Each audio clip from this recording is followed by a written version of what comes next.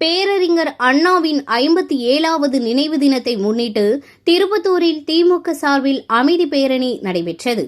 திருப்பத்தூர் மாவட்டம் திருப்பத்தூரில் முன்னாள் முதலமைச்சர் பேரறிஞர் அண்ணாவின் 57வது நினைவு தினத்தை முன்னிட்டு திமுக நகர செயலாளர் ராஜேந்திரன் தலைமையில் அமைதி பேரணி நடைபெற்றது.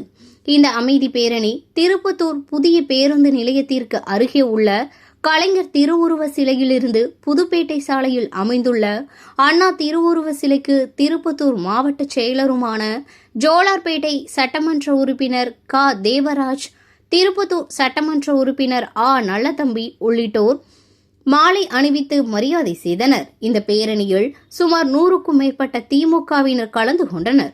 உடன் இந்த பேரணியின் போது திமுக கட்சியை சேர்ந்த ஒன்றிய மாவட்ட பொறுப்பாளர்கள் என பலர் கலந்து கொண்டனர்.